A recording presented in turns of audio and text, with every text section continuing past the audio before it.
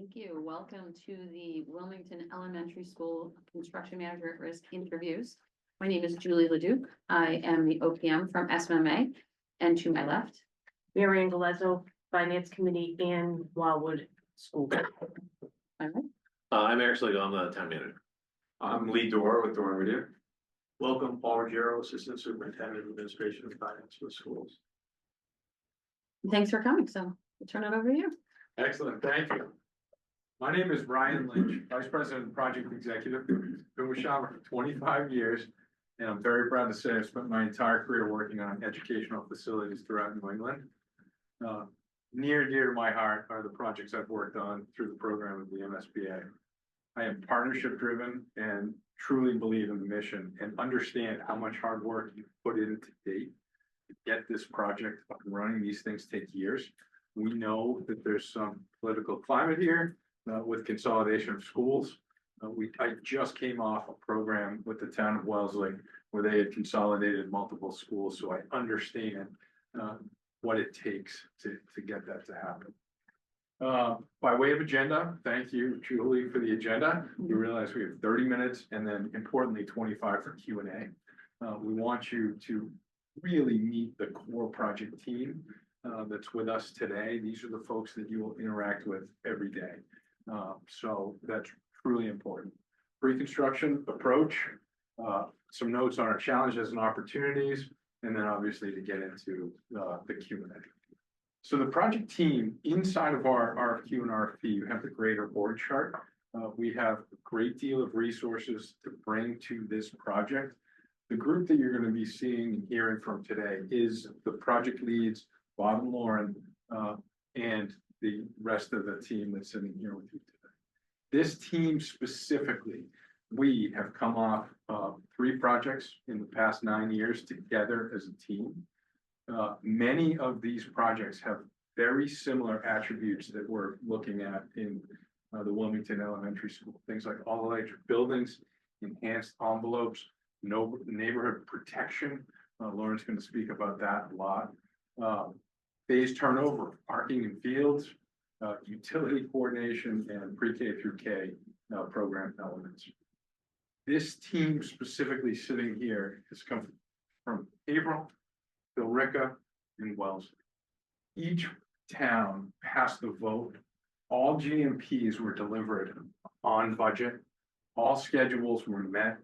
And I've listed on the right here our DCAM scores. These are the official scores as Julian and others in the industry know that get submitted at the end of the project. I am incredibly proud that this team has scored a 98 over the past 3 years together. Over the past 9 years on approximately 300 million. With that, each of the team members is going to introduce themselves. Yeah. Hello, my name is Bob Schubert. Leads project manager, senior project manager. I've been with Shawmut for 20 years. Okay, so I'll be here a while. And I'm a registered civil engineer and specialize in utilities. I'm a collaborative builder. So one of the things I pride myself was on teamwork. We find solutions to issues that come up on the job site. And if I can, really use my experience to look ahead and find them before they become a problem for us. I'm Lauren Slavin, Senior Superintendent. I've been at Shawmut also for 20 years. I will be your day-to-day contact on anything job site related.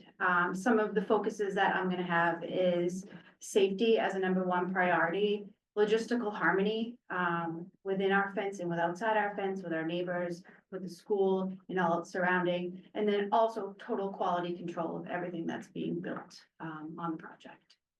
Hi, I'm Joe Pollock, Project Manager. In my 10 years at Shawmut, I've worked almost exclusively on MSBA projects and 149A projects. So I know what it takes from the financial perspective to set up all the financial controls on the job. And I'll see that through pre-con right till the end of the job. I'm Andrew LaRosa. I'm a superintendent with Shawmut. I've been with Shawmut for the past 10 years, working with this team here. I'm actually from the town of Wilmington. I came up through the Wilmington public school system on the west side of town. So I feel I have a good connection to this project. I'm going to be in charge of demo of the North Intermediate School and structural and the building envelope of the new school. Good evening, everyone. My name is Chris Davis. I've been with Shawmut for a year. I'm the newbie. I do bring 26 years of experience of design and commissioning. I'm a certified commissioning professor. And back in my past life, I worked directly for the MSBA as a third-party commissioning agent. And my pinnacle project, my first commissioning project, was working with Dorn here in the town of Wilmington High School. It was a defining point in my career. And we got lead gold. And I was very proud of that. So thank you.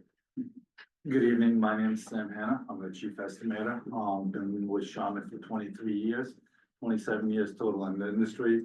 I have direct experience, on similar projects, that I completed with this team, and my role specifically for your project is to really manage, the job during the budget phases, providing you with accurate, comprehensive budgets, and be held accountable for those budgets, as well as look for opportunities to maximize, option study and analysis. The fact that you went 149A is why we're here. We only do CM at risk projects. We don't do 149 lump sum bids. And a big part of that is what we can bring to the team during pre-construction. For us to help in pre-construction and to provide true value, we have to know the pre-construction schedule. We have to live it and breathe it, and we have to act with a sense of urgency. As we've digested this project and really looked at, what are the next steps? We know that April 24th submission to the MSBA on the schedule is 71 days from today. So there's an urgency to bring our experience into construction. We also know the special town meeting on 9/13 and the ballot vote on the 16th is everything. Unless we get to a yes vote, the project goes away. So the next slide, Sam, we're going to talk about, we feel it's our job as CMs to get to yes vote. Sorry, one more, yeah. Go two ahead, Sam. Get to the yes vote. Sorry about that. We have a three-phase approach here. You have a project team that is ultimately accountable. We're going to be project ambassadors with you, with SMA, with Durham Whittier, attending community meetings, addressing any concerns that are raised. We have to guarantee our budgets. We have an integrated logistics plan that's going to take in the concerns directly of the abutters, the neighbors, and the greater community. We've brought on a campaign consultant, Liberty Square Group. Liberty Square Group just got to yes on South Shore Tech. There was a vote that included 9 communities. Tim Sullivan's going to be working with us as an advisor. He has a 3-phase scope of services, laying the groundwork in March and April with us, with you, and the Yes to Wilmington Schools group that's already established. Phase 2 is going to have Tim bringing his expertise to help energize the team. And phase 3 is going to be turning out the voters. Our Shawmut group internally is going to handle things like printing, graphic design, marketing. We've identified a billboard here on 129. It's one of the only ones in Wilmington that we've actually put a deposit down on that for August and September, which we think would be a great place to highlight some of these things. So a multimedia campaign really meant to enhance the work that you've already done and to work with your group and to provide the most benefit we possibly can. So very important part of our plan in pre-construction is to get there. With that, Sam's going to talk about our budget. That's fine. So obviously a big part of the process is getting the right budget, set up. So for us, it really revolves around 3 main points. One is to establish clear expectations around, project scope, your goals for the project, how our team is going to build it, the logistics, the schedule, so we can incorporate that into the budget. And then be highly collaborative in the process. So being there as a real-time partner, as information becomes available, as you want to learn, as you learn things, you want to, get some information on it. That's our job. This industry has experienced a lot of, changes in the last 5 to 6 years, inflation, procurement lead times, and now we're talking about tariffs potentially. So our job, we understand the budget goes in April to the MSBA. The vote isn't until September, but we want to stay active with you as we learn things, as things unfold in the industry. So we want to, again, advise you on what's happening so we can always be prepared. And that all comes together in a comprehensive budget, one that's informed by obviously the design documents, we fill in the scope gaps. But we also rely on our historical data, on our benchmark, and on, you know, the feedback that we get. And I'm proud to say this process for us has proven to work on MSBA jobs. All our jobs have been delivered on or under budget. They've been delivered on time. We did not have to sacrifice scope to get the budget, so that's really something that we take a lot of pride in. Specific to your projects, so again, you started with an early, RFP budget at $834 a square foot. So that compares, we've normalized, related, that's what that means, our historical jobs to show you how they compare. So we feel you're starting with a very responsible budget. When you take a deeper dive onto the elements of the project, you've got your structure, which is your foundation. So again, very much in line. Your shell, which is your envelope, your roofing, and your structure, again, right there. Interiors, again, nothing. We understand the services, that's the mechanical system, the all electric, so we understand why that sticks out a little bit. So you're all electric, the codes have changed a little bit. So that makes sense why this is a little bit of an outlier. And then you go back to your equipment, your special construction, your sidewalks, so everything about your current budget makes sense. We feel like you have a solid budget to start from, and we want to work off of that, build off that work that you've done. I'm gonna turn it over to Lauren. And team. Guys, so you guys have asked us to pick our top 3 challenges and opportunities that we've seen on the project. So these are seamless execution, utility design, and MEP systems. I'm gonna first talk about seamless execution here. Safety is a priority. That's my #1 priority. Pre-construction planning, quality assurance, and quality control. So everything starts with safety, not only inside the fence, but outside the fence. We understand that you guys in this project is in a tight neighborhood with surrounding community members and an active school. So we want to ensure that we have a safety commitment policy in writing that everybody's agreed upon. Joe bakes it in to all the scopes for the subcontractors. Everybody's quarried and badged. And we really have a good, healthy, safety and responsible plan in place as we move forward through the project. And then project setup inside the fence. So the first thing we want to do is make sure we separate any construction work from the active schoolwork. So inside the fence, we're going to establish the construction road, one way in, one way out, to ensure that we are not disrupting any of your day-to-day activities that go on within the school. Set up the site fence, erosion controls, really look out and see what's happening around the community and the neighbors. And then outside the fence, we understand that Arlene Street right now is a walking path for students to get to the school. So on a previous project, and we'd like to bring it here, is we do a temporary footpath around the job site fence. So those students in that side of the community and neighborhood can still access the school through walking around the fence and into the active school. And again, potentially relocating the existing playground as an active construction entrance. We'd like to bring it into the back of the school, sheltered by the school, further away from the fence. So there is somewhere for the children and everybody in the school to get out, do recess, and have some of that playtime.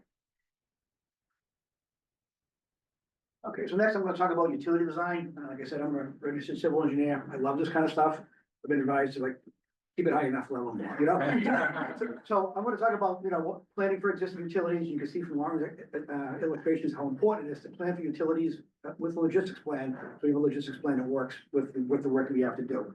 I'm gonna talk about some of the sanitary options that I see within the system, and then the stormwater management. Because again, these designs really drive cost, schedule, logistics, and more importantly, eliminates any risk of disruption to the existing school while it's in operation. So the first slide is we went to the town GIS map and we found out, and I read the PSR. So between those those sources, I was able to put together this drawing here, which shows existing drainage across the field and all the services that currently feed the existing school. So look this one here, again, we can see the conflict with the new building. So we've got a plan to, put in new drainage to intercept this. utilize this permanent water retention system on a temporary basis. I mean, that's something you're paying for once, so might as well use it twice, okay? So we're gonna use it during construction and then afterwards. So knowing all this, writing all this into the riders is really important to get straight, to get competitive pricing. So in that case, the line goes away and we've got an operating site right now. So the sanitary is something we've really drilled a lot, spent a lot of time working on. And actually, I couldn't understand what was going on until Lauren explained it to me. This is drainage. This is like gravity over to here, and then this is a force main. There's like gravity going to a force main. So the zooming block, and you'll see that this goes all the way down to a pump station on Avalon, and then gets pumped back up again over to a manhole. The force main ends right about here. So when we look at options that we have for the new school, there's a pump station in the budget, $500,000, okay? And I would love if we can find out, we study the inverts at these manholes and find out that we can actually get there by gravity. Get rid of a pump station. That'd be one thing first thing I'd want to look at. Then we're gonna put a pump, look at the options that we have and coordinate with DPW as to what really works and how what the capacity of the existing pump station is. We're adding a little load to it here. If we free up some load, would that help? Would that help the community in some other way? Because we can pump it over to this manhole, check these manholes are in good shape, or we can come over here and pump it over to Salem Street. So those are some of the ideas that I'd want to explore with the design team and the DPW once we get closer to it. Does that make sense? Any questions on that? Okay. And then these are all the utilities, to feed the existing building, and this is how we envision the new utilities coming in. And like Laura was saying, we think it might be sensible to move this playground. At first, we were hoping we could keep it there, but right now it's going to be a little bit active, but that's a decision we can make once we're working together. So what's important about that is it really enables the site for us to start foundations in October. In October, foundations in steel through the winter is a great opportunity. We looked at the schedule and we said, yes, we're not heating slabs and tenting in a whole entire building through the winter season. It's a lot easier to just heat foundation work and stem walls. So that enabling phase, first off, right out of the ground, really opens us up for the construction phase. And our thought of construction is working northwest to basically southeast. You have your bulk of your classrooms in these two wings where the majority of the work happens for the trades, the walls, the MEP systems, and all the bulk of the finishes. And then it goes from March to October with the interior construction and fit out, roofs and facades.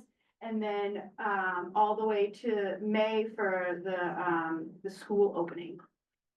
Some things I'll be thinking about to help kind of support this early construction schedule is what, we may need to include in those early bid packages for site concrete and steel, as well as looking at any long lead procurement items, right? We may want to pre-purchase ahead of time to ultimately support the greater project schedule. So demo's gonna kick off in the summer of 2028.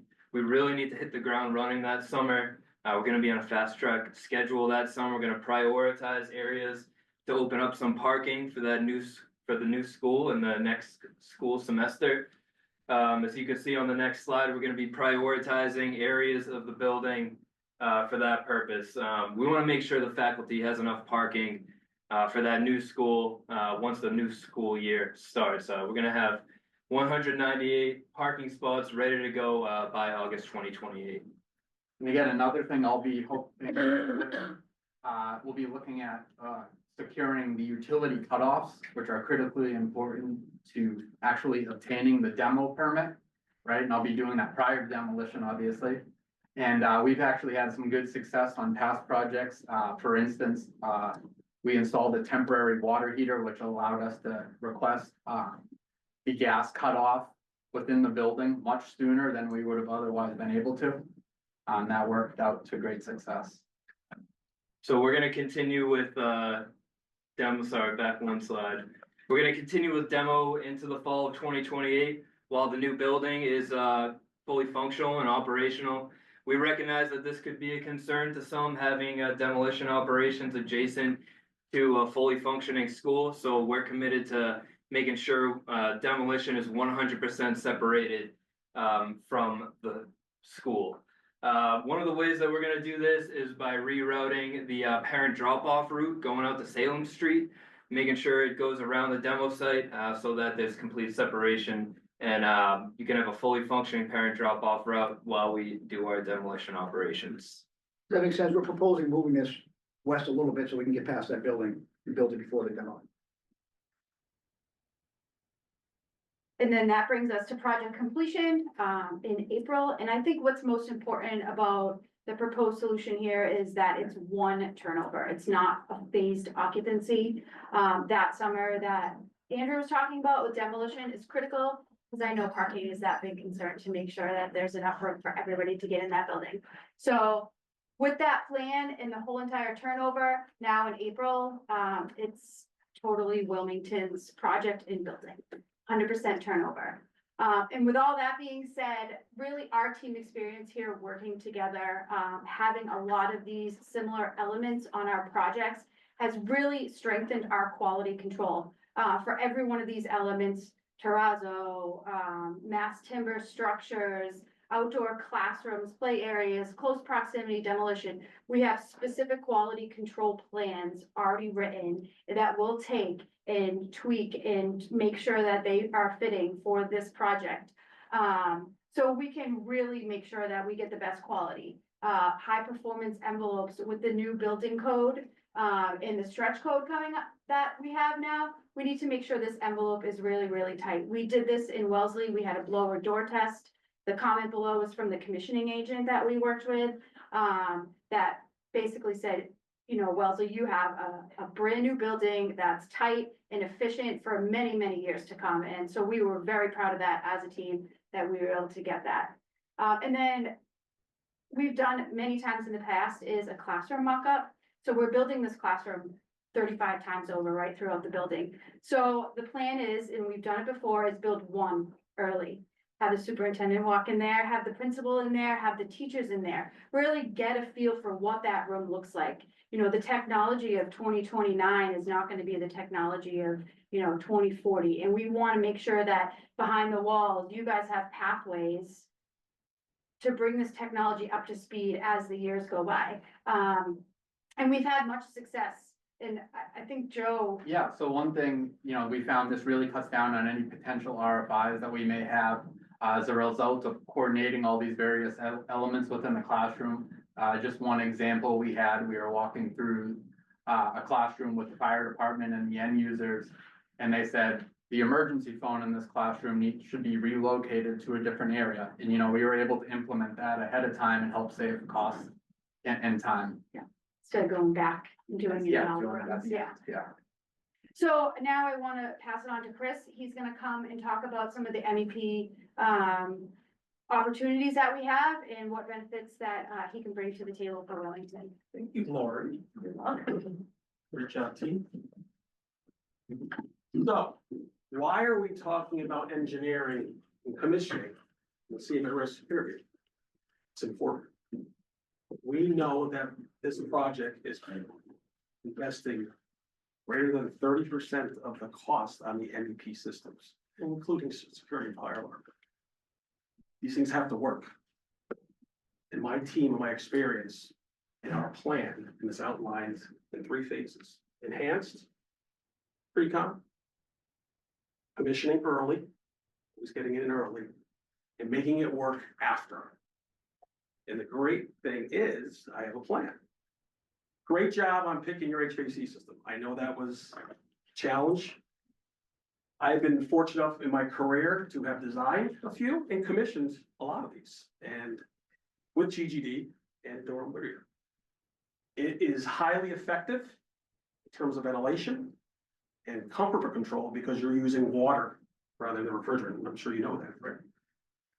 So once I watched the video and was clapping my hands internally on your achievement, I took out my sketch pad and I just started drawing the systems. So I wanted to mastermind myself, like how I'm gonna develop this plan for you. And from that, I brain dumped things that I learned, right? Really key things that I found through my experience. And I could tell you, the ventilation is extremely effective. The system is scalable and flexible. And the system has tremendous opportunities of that comfort in the zone because you're not mixing the air. It's coming down below and it's going to the heat source, which is the people. Okay?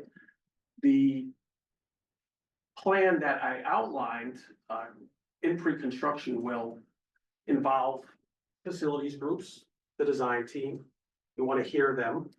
We want to make sure that we could really dial into and understand, like, when the building starts, when it closes, to really optimize the controls and energy efficiency for the utility costs, very important, right? At this point, I work with Lauren at Wells on pre-con. We identified all those tests for the commissioning agent. And it was full transparency, starting in pre-con, and then we got to construction, and the tests went so well, we were like, what do we just had a home run, this is great, right? So getting on and talking about that stuff early and getting in the bid packages and having that transparency, we were super efficient. Great. And out of that, and the great news is that this will allow us to use our Navis software, which is a complementary software to Revit. And this allows our vantage point of how it's constructed, how it's serviceable, maintainable from a constructability standpoint. And then that software is used into construction and into the final coordination. And then I hand it off to my colleague, Joe, which then takes it from Navisworks to open space. Yeah, so going back, right, Chris mentioned his hand sketches, we start building a model during pre-construction. And then ultimately loop that in with the design to look for any clashes. This is a program we use, Open Space. On the left-hand side, you can see actual images from our last project in Wellesley. And on the right-hand side is the Navisworks model. You can actually pan around in 3D and look at everything within the space. This is something that at the end of the job, we turn over as part of the closeout document. So if you ever wanted to find stuff above the ceilings or in the walls, go back and look at that. And as well as look out through time, over the course of time as we're building the job. Just doing a quick time check here, guys, so we gotta move pretty quick here, we're right about 30 minutes, so. I live 5 miles from this site. I know your facilities group, I know how important it is. We have a commitment to being here for 2 years, because that's what it's gonna take, and I say that respectfully, to learn through the heating systems, how this building's gonna talk. And I will be there with your group, phone call away. Critically important, 2-year post-occupancy service with Chris. More to share.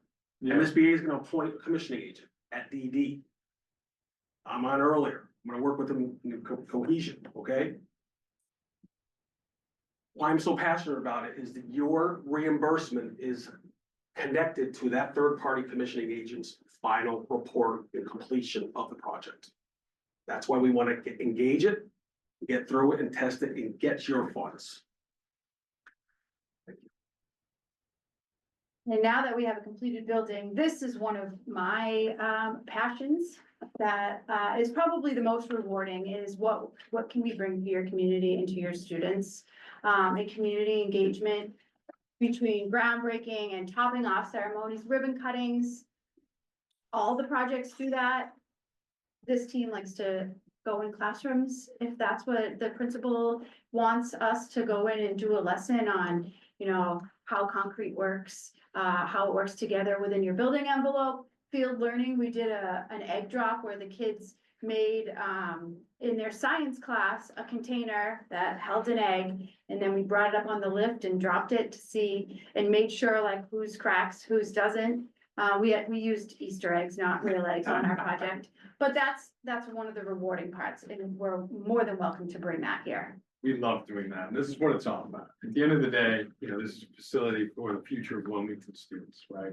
And those were letters of appreciation we've received over the years, and, you know, we are so proud of that. Why Shawmut? Team continuity. You know, the past 9 years, we've worked together, and it's been incredible. We are very close friends. We've made great friends with the communities that we've worked in, and we bring that passion. The enhanced pre-construction that Sam talked about and Chris did as well. We're gonna help you get to yes. And we're gonna guarantee a certainty of outcome. We know that when you go before the town of Wilmington for the vote in September, you're putting your own names on the line. You're saying that this project can be achieved through budget, schedule, quality, minimize risk and disruption to the neighborhood and to the existing intermediate. With that, I think we're right at 30 minutes and we'd love to hear from you during Q&A. Excellent, thank you so much. That was a great presentation. Thank you. Paul? Yeah, thank you very much. Great presentation. Some of my questions have been answered, but one, what specific role did the project manager and superintendent have in the three similar projects you listed in the proposal? I was the senior superintendent at Wellesley. I was a superintendent with a senior superintendent working above me in Billerica, and then same thing in Haverhill. I was a superintendent with another senior superintendent. In the project manager. And I was the lead project manager. Joe joined us around like 10 years ago, right? It was a hunting school. And so we worked together on those three projects. I was the project manager. I was senior project manager. He was the project manager for both Haverhill and Billerica from the beginning until the end.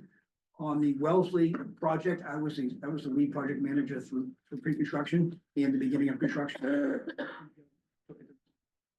Yeah, and I'm on site daily, Lauren and I talking constantly, so really good continuity there and just communication between us. I think it's me yelling down. the Yeah, trailer. Thank you.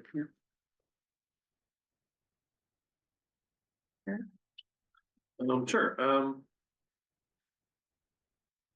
let's see.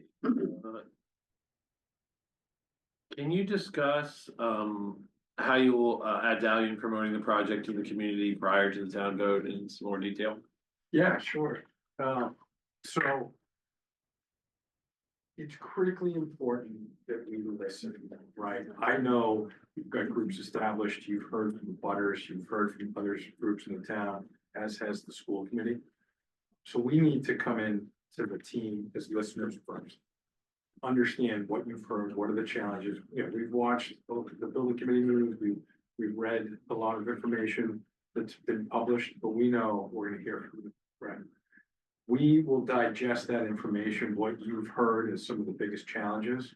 We will work together, work with Whittier, work with SMA, come up with solutions so that you can go back to the community and address any concerns. We think that's critically important, right?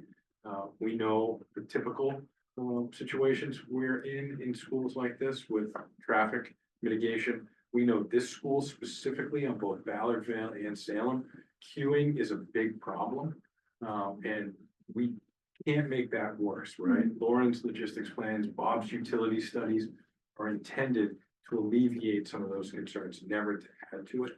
The materials that you saw today, you have at your disposal. I know the Dora Whittier team and SMMA do similar presentations as well, but we're happy to share all of that information.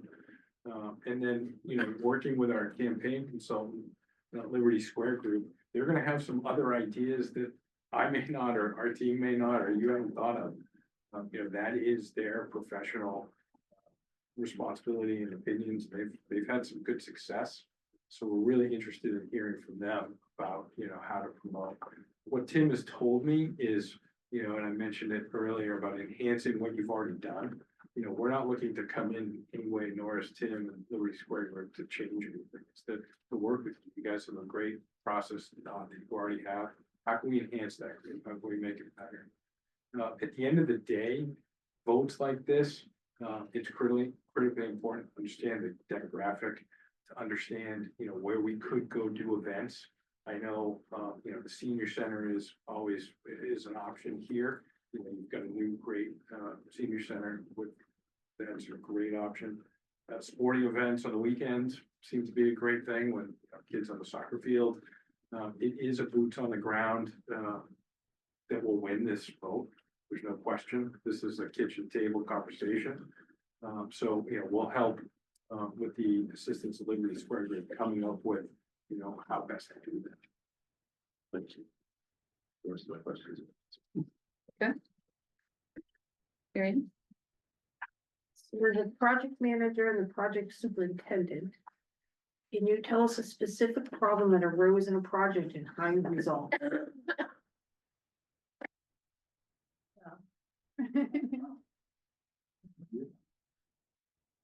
Um.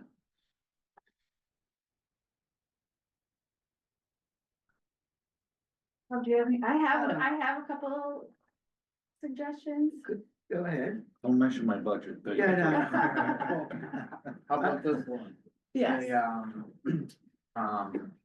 Roofing on our last job, Yeah, right? that's It was, good. Okay. it was a really rainy fall and then into the winter while we were supposed to be putting the roof in, and we had a sequence set up on how we wanted to perform the job, right? Yeah. And because of that, we could only, we had to really rethink how we could do it, but still maintain the schedule. So we kind of So, yeah. So I really took a look at the schedule. This is a great example. Thanks, Joe. I really took a look at the schedule and said, ideally, you want to work second floor down to the first floor, but without a roof on, you can't work on the second floor. The electrical inspector won't let you put in wiring and the building inspector won't let you put in ductwork. But if you're on the first floor, you're covered by that slab on the second floor. So we resequenced as the roofer was working throughout the building to the first floor work and then came back up to the second floor as the roofing was getting finished. And the roofing work itself was about, I think, 7 weeks Yeah, it took to get 100% roof tight, and we were at the end 0 days behind schedule. So that was one of the big things that really on our toes, working together. Joe was calling subcontractors, I was calling subcontractors, we were sitting down in meetings with the subcontractors, making sure it made sense for them too, because we didn't want them to say, oh, now it's go back work, right? So Joe said, no, it's not go back work, you still have to do the work, we're just telling you to do it in a different order. So, yeah, that was. What's the main difference between your firm and other firms? Honestly, because I speak with this group almost on a daily basis, I can tell you that they care so deeply about the success of the projects to their core. They think about it at night. We text at 5:30 in the morning when there's a problem. We show up together and we solve problems. We are advocates for the owner. We truly, the letters that we've received and the things at the end of the projects, that's the feedback we get a lot, is that a problem came up and we as a team swarmed it and solved it for the owner. We never look at problems as how can we get another change order or anything like that. Joe and Lauren's example, we're not gonna put in a delay claim because there was, an exorbitant amount of rain in the summer, right? We take that challenge and say, we are advocates for the owner. We're gonna solve this problem together. We're gonna help the architect, we're gonna help the engineer to deliver a successful job. That is our company's philosophy and attitude. Yeah, I would just add to that too. It's that this is the team that's gonna plan the job, and it's also the team that's gonna build it. So it's not like we go away. We're lucky enough to get the job and this other set of people come in to build it. These people are committed to do the job, so like they're vested, they're gonna plan the work and pre-construction, and they're gonna execute. Passion. Yeah, that's Passion. differentiated. That's what I would say. Passionate, like in general, about construction, and then the reward at the end of the day of seeing those students like, oh my goodness, look at our new cafeteria. We worked at Hunking, one of the students, like, we have a working bubbler, like a water fountain, and just that level of excitement for a water fountain, I was like, that like warmed my heart, so. I want to say, I think, we work really so well together as a team, and how many times have I said, like, that solution is better than any one of us could have come up with on our own, all right? Yeah. I'll just use the example of the sewer alignment, John Hartshorn was not here today, he found, I could have found G, I guess, he found me, I guess, now, Yeah. he says, cool. I was studying, I couldn't figure it out, and then And then Lauren said, no, Bob, zoom in and find that, right? So like, it took like three of us to figure that out. And it's an example of how like we work together.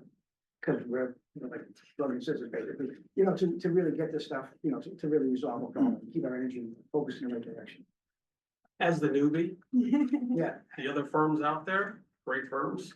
What sold me is kind of what they just said to you. The years that these folks have worked there, like I say, I'm here year one, I'm like, wow. It's so impressive, and we're an employee owned firm, like, we're all owners, like, we have like stake in the game. Like, we believe in the project, like, that's our brand, this is our company. Like, we really. That I feel is a differentiator. Thank you. Excellent presentation. You guys covered a wide range of things and answered some of my questions. I do have a couple. You brought in a couple of new wrinkles that I think are in. We're ready. So first one I think is really unique is, bringing in a PR firm with your team. And I'm just curious, your experience with that and just like the optics within the community that you're working for. It's like, that kind of Fox watching the hen house a little bit, on that optics piece. And just the reactions you've heard out there working with the communities that you were successful with in doing that. Any issues with the? So this will be our first time doing it. Okay. We have not done it in the past.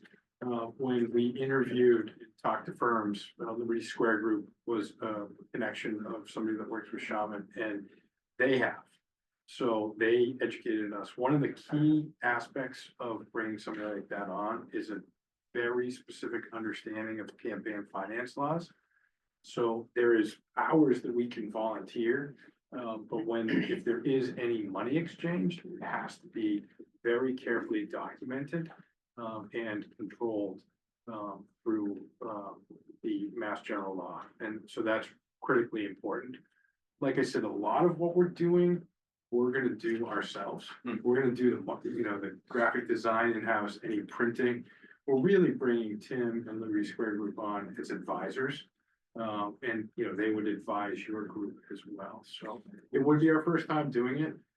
We think their experience would parlay well here. And their advice would be heeded. So we're looking forward to doing it. That's great. It's a great idea. The other thing that I'm interested in is the stuff that keeps me up at night, right? Is setting the budget, which you guys have mentioned how important that is at SD, right? Because we have to live within that forever. And we're setting it, right, April, and you guys are getting shovels in ground way around. How do you kind of manage that when, our actual build date is so far out and tariffs and the unknown kind of murkiness out there? How are you approaching that? So you skipped over a slide. So let me, couple of, in Wellesley, which SMMA was the architect and Vertex was there was a longer period. That longer period went through that really high escalation coming out of COVID. We held that budget. Ashland was the same. We held from SD to GMP when many MSBA projects at the time spiked. And the MSBA actually had it on their website. We used to put it into slide decks because we were so proud of it. It's, as Sam has said, his multiple years of experience really helped. And it's a constant communication of change.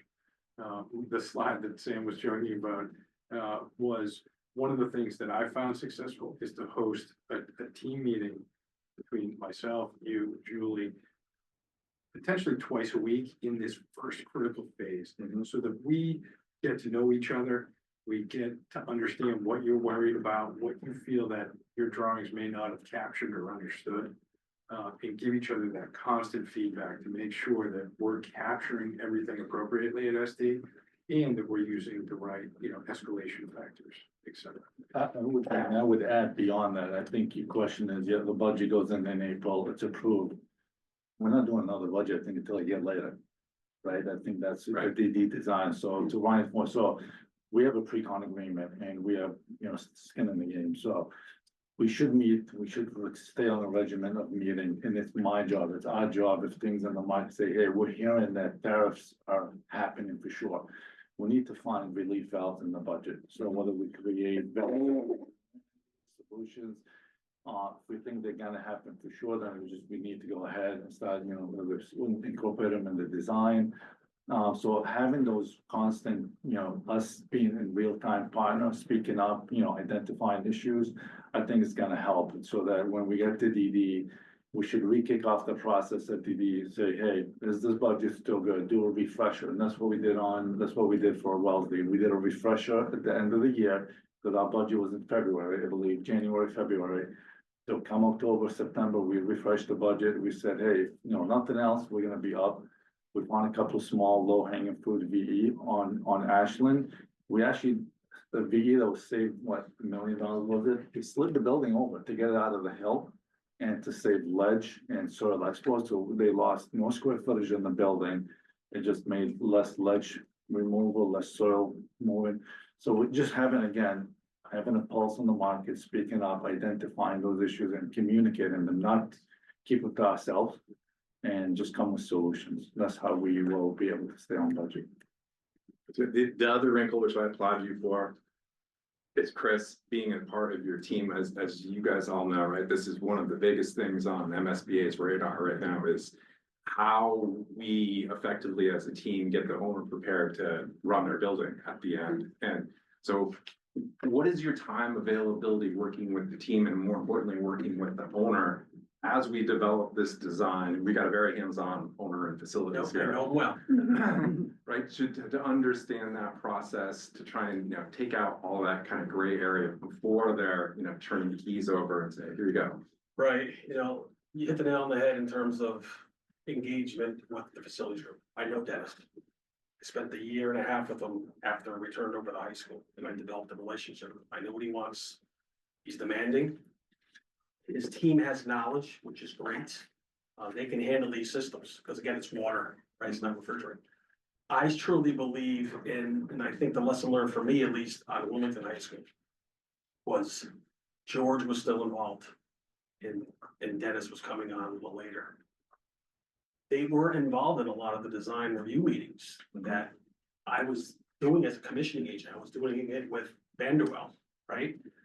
And having Dennis's voice heard and talked about with the commissioning agent, myself, and everyone, we'll be able to document what very important things are for him. And then, of course, there could be some pushback, but at the end of the day, you have to be cohesive and agree on things. So my involvement is heavy during pre-con, especially when you go from DD to 100% CDs. I believe in the workshops, the charrettes. So I'll be pushing for those type of things, cohesive, of course, right?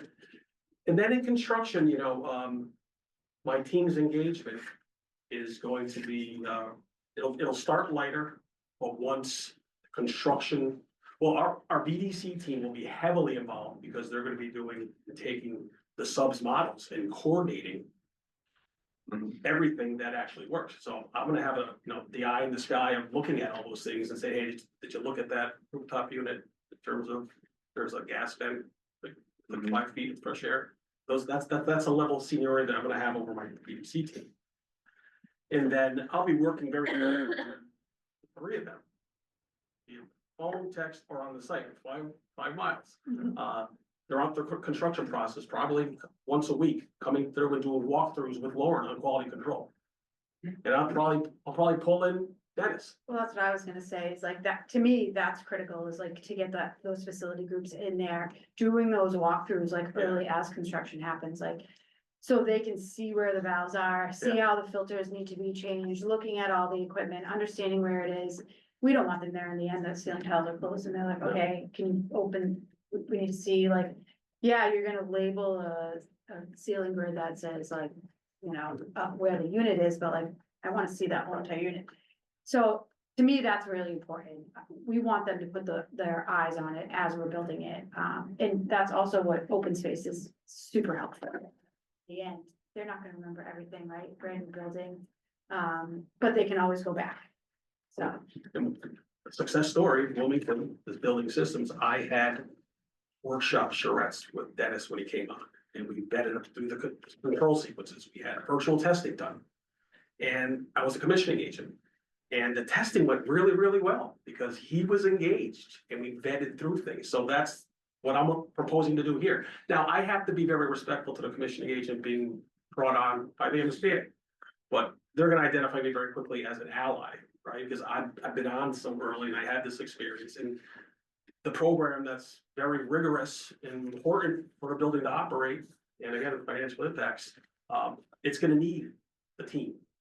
So I believe in team cohesion, over communicating, engaging, GGD, like when they come out once a month, Frank, love Frank, I'm gonna walk with Frank. We all know Frank, Yeah. everyone knows Frank, they all love Frank. So it's commitment from this group and, over communicating. Super, thanks. So, it's the OPM, wow, sometimes this job is, you gotta oversee everything, right? So. One of the things that I worry about is, when an issue happens, how do you notify the owner? So specifically, when encountering a potential challenge on site, what's your process for notifying the owner of a potential delay in construction in a timely manner? So my philosophy is complete and total transparency. I will call you immediately when there is any potential issue. And we'll talk about it, and I'll say, I'm worried, I've got a problem, I don't have all the information yet. And this could be after work some night to say, here's what we as a team are working on.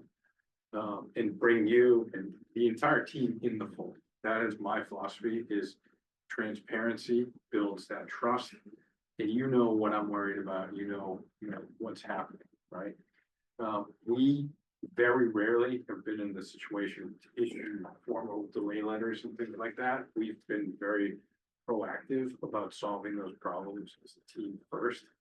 Obviously, we have to follow those protocols as outlined within the laws, right? And in the contract, that's our last step. The first step is that no issues are a surprise to you. We've, over the years, we've run into issues on projects. We bring the owner in immediately and we bring you into the company. Having worked in this industry, we see no other way. If we keep a problem in the dark, we're trying to hide something, everybody loses.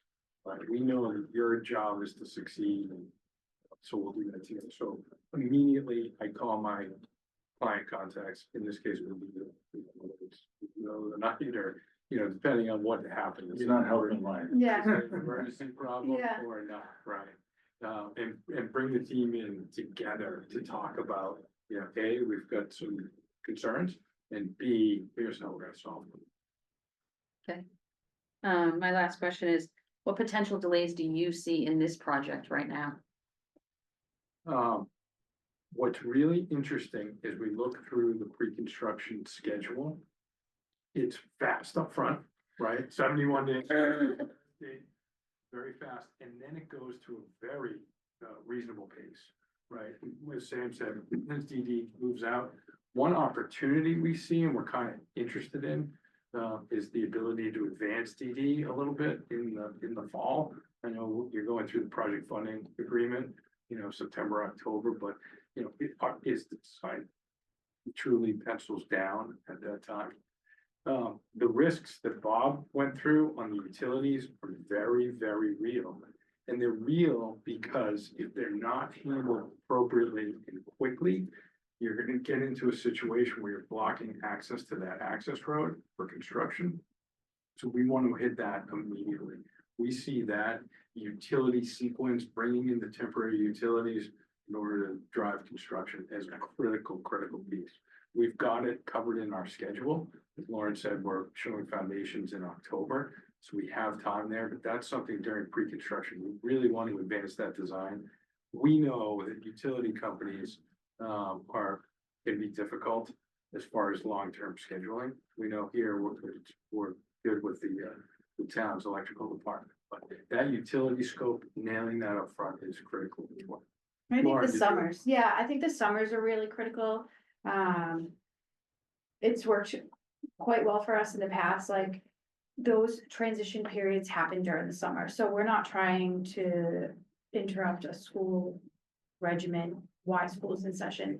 So, you know, turning over the building, getting demo out of the way, turning over parking lots. So those are the areas that I really focus on and really, really need to pre-plan very closely to make sure that everybody's in line for that summer work. You know, what is it, 8 weeks, maybe 6 to 8 weeks for a summer? You know, demo, building out of the way, cleaning up, getting it done, getting your material down, getting your asphalt line striping, parking signs, getting out of the way. Those are the real critical areas, the tight areas that I look at when I'm scheduling. Thank you.